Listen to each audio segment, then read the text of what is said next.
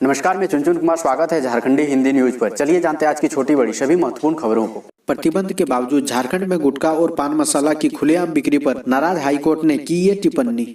प्रतिबंध के बावजूद राज्य में गुटखा और पान मसालों की खुलेआम बिक्री पर झारखंड हाईकोर्ट ने फिर नाराजगी जताई है। अदालत ने टिप्पणी करते हुए कहा कि सरकार ने गुटखा और पान मसाला पर प्रतिबंध लगाकर लोगों के स्वास्थ्य को लेकर अच्छी नीति बनाई, लेकिन अधिकारियों में इच्छा शक्ति की कमी के कारण यह नीति फेल हो गई। शुक्रवार को chief justice doctor Ravi Ranjan और जस्टिस सुजीत नारायण प्रसाद की खंडपीठ में इस मामले की सुनवाई हुई। अदालत ने कहा कि प्रतिबंध के बावजूद गुटखा राज्य में कैसे प्रवेश कर रहा है, गुटखा के एंट्री पॉइंट पर ही बैन लगाना चाहिए।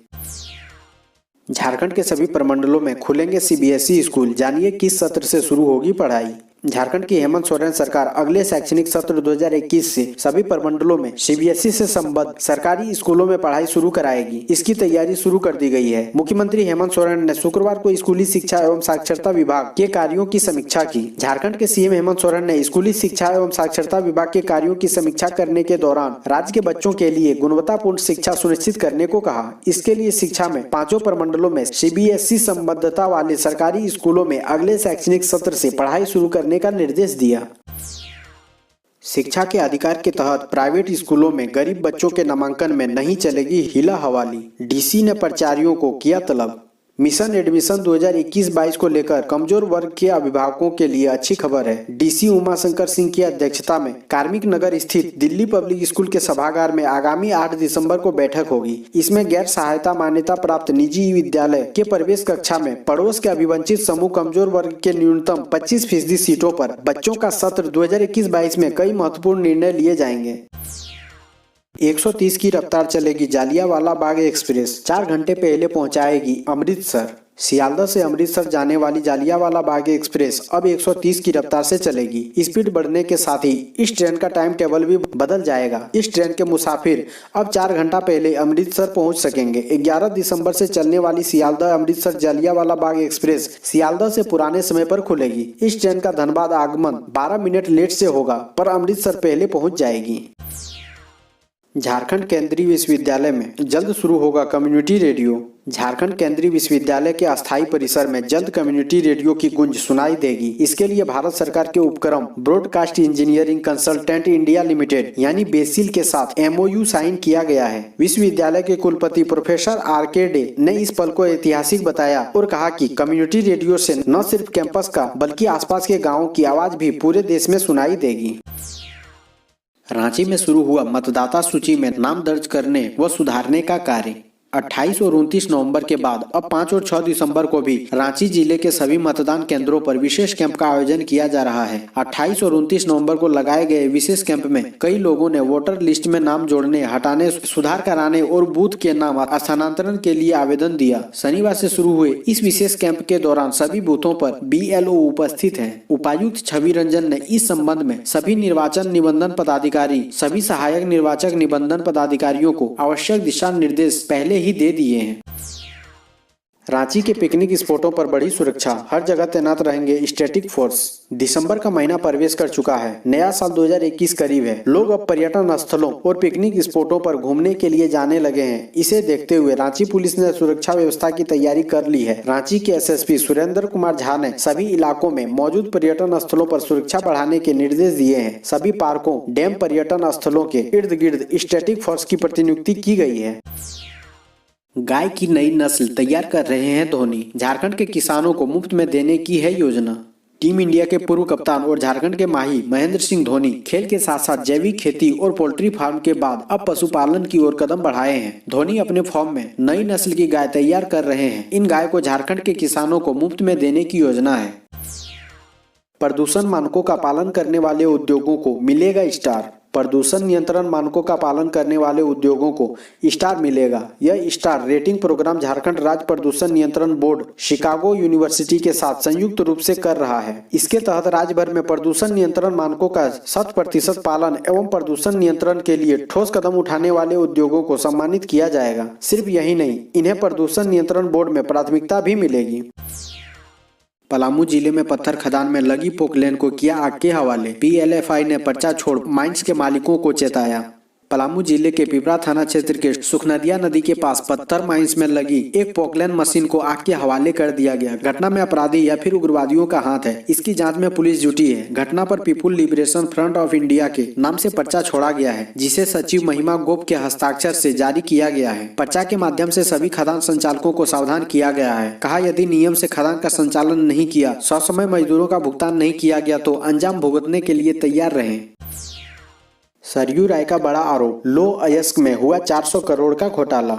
पूर्व मंत्री और निर्दलीय विधायक सरयू राय ने जो आरोप लगाए हैं, अगर उनकी जांच हुई तो संभव है कि करीब 400 करोड़ रुपए का घोटाला सामने आ जाए। पूर्व मंत्री के साथ साथ विपक्ष के नेता और पूर्व मुख्यमंत्री बाबूलाल मरांडी, गठबंधन में सहयोगी कांग्रेस के नेता और पूर्व मुख्यमंत्री मधु कोड़ा भी इससे बड़ा घोटाला करार दे चुके हैं। जाँच की मांग कर साफ ब्रदर्स से धन वसूलने की बात कर रहे हैं। फिलहाल सरकार इस पर चुप्पी साधे हुए है। खनन विभाग के अधिकारी भी मुंह खोलने को तैयार नहीं है, लेकिन इस मामले को जितना दबाने की कोशिश की जा रही है और तूल पकड़ता जा रहा है। झारखंड में नक्सली संगठन PLFI पर नकेल कसने की मुहिम तेज। PLFI सुप्रीमो दिनेश गोप की जमीन अटैच, 7 पर इनाम घोषित। PLFI उग्रवादी संगठन की बड़ी गतिविधि पर नकेल कसने के लिए झारखंड पुलिस व NIA ने संयुक्त रूप से वाकायदा शुरू कर दी है। इस कड़ी में NIA कोर्ट के आदेश पर खूंटी जिला प्रशासन ने दिनेश गोप की 10 डिसमिल जमीन को अटैच किया है। वहीं DGP MV राव के निर्देश पर PLFI सुप्रीमो दिनेश गोप सहित 7 इनामी उग्रवादियों की सूची पुलिस मुख्यालय ने जारी की है। सूचना देने वालों को संबंधित उग्रवादी पर घोषित इनाम की राशि दी जाएगी। बोकारो के भूखल घासी की मौत मामले में हुई सुनवाई। झारखंड हाईकोर्ट ने पूछा, राज्य में अब तक भूख से हुई कितने लोगों की मौत। झारखंड सरकार ने बोकारो के कसमार प्रखंड के एक ही परिवार के 3 लोगों की भूख से हुई मौत को लेकर स्वतः संज्ञान से दर्ज जनहित याचिका पर सुनवाई करते हुए राज्य सरकार को विस्तृत जवाब दायर करने का निर्देश दिया। सरकार से पूछा कि राज्य में अब तक कितने लोगों की भूख से मौत हुई है, उनकी रिपोर्ट प्रस्तुत करें। यह भी बताने को कहा है कि भूख से किसी की मौत नहीं हो, इस उद्देश्य से सरकार कौन कौन सी योजनाएं चला रही है। कोरोना के चलते आज होने वाली यूसील की परीक्षा स्थगित। Uranium corporation of India limited ने विभिन्न पदों के लिए 6 दिसंबर को आयोजित होने वाली परीक्षा स्थगित कर दी है। यूसील प्रबंधन ने शुक्रवार को जारी नोटिस में कहा है कि कोविड-19 को देखते हुए 6 दिसंबर 2020 को 16 शहरों के 126 केंद्रों पर आयोजित होने वाली कंप्यूटर आधारित परीक्षा अगले आदेश तक स्थगित की जा रही है। सरकारी स्कूल के बच्चों की कॉपियां जेलों में होगी तैयार, पुरानी किताबें नहीं पढ़ेंगे बच्चे। मुख्यमंत्री हेमंत सोरेन ने कहा कि सरकारी स्कूलों के बच्चों की कॉपियां जेलों में तैयार होगी। कक्षा 1 से 8 तक वितरित की जाने वाली कॉपियां अब संबंधित जिला स्थित जेलों के बंदी बनाएंगे। इस कॉपियों के बीच के पन्नों में सरकार जागरूकता से संबंधित जानकारी भी बच्चों को देगी। उन्होंने शुक्रवार को स्कूली शिक्षा एवं साक्षरता विभाग की समीक्षा बैठक में इसकी तैयारी करने के निर्देश पदाधिकारियों को दिए। धान खरीद पर रोक से नाराज बीजेपी ने CM सोरेन का पुतला फूंका।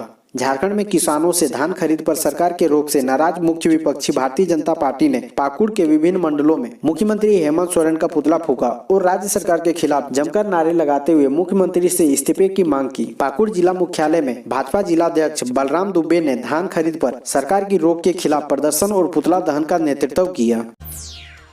रांची में लोन मेला शुरू, 500 फुटपाथ विक्रेताओं को दिया जा रहा 10,000 का लोन। रांची के हरमू मैदान में लोन मेला की शुरुआत हो गई है। नगर विकास सचिव विनय कुमार चौबे ने इस मेगा ऋण मेले का उद्घाटन फीता काटकर और दीप प्रज्वलित कर किया। इस मेले में 500 विक्रेताओं को 10,000 का लोन दिया जा रहा है। यह लोन प्रधानमंत्री निधि योजना के तहत दिया जा रहा है। PM स्ट्रीट वेंडर योजना के तहत झारखंड राज्य स्तरीय बैंकर्स समिति द्वारा यह लोन मेला आयोजित किया गया है। इस मौके पर रांची नगर निगम के नगर आयुक्त मुकेश कुमार भी मौजूद हैं। वित्त मंत्री डॉक्टर रामेश्वर उरांव बोले, GST कंपनसेशन के बदले कर्ज लेगा झारखंड। झारखंड भी दूसरे राज्यों की तरह GST कंपनसेशन के बदले ऑप्शन 1 के तहत कर्ज लेने को तैयार है। इससे संबंधित पत्र केंद्र सरकार को भेज दिया गया है। यह जानकारी राज्य के वित्त मंत्री रामेश्वर उरांव ने दी है। भारत सरकार की ओर से गुरुवार को यह बताया गया था कि GST कंपनसेशन के बदले में झारखंड को छोड़कर शेष सभी राज्यों ने ऑप्शन 1 के तहत कर्ज लेने पर सहमति दे दी है। साथ ही उन्हें भुगतान भी किया जा रहा है। बीजेपी प्रदेश अध्यक्ष दीपक प्रकाश ने हेमंत सरकार पर साधा निशाना, कहा राज्य का विकास ठप, किसी को नहीं मिली नौकरी। झारखंड बीजेपी प्रदेश अध्यक्ष सह राज्यसभा सांसद दीपक प्रकाश इन दिनों कोल्हान दौरे पर हैं। इस दौरान पार्टी की संगठनिक स्थिति की समीक्षा कर रहे हैं। इसी कड़ी में सरायकेला जिला मुख्यालय स्थित बीजेपी पार्टी कार्यालय में आयोजित बैठक में श्री प्रकाश ने संगठन को मजबूत करने पर जोर दिया। वहीं हेमंत सरकार पर भी जमकर प्रहार किया। उन्होंने कहा कि हेमंत सरकार के बने 1 साल होने वाले हैं, राज्य में विकास नहीं के बराबर है। राज्य सरकार सिर्फ कागजी खानापूर्ति में व्यस्त है।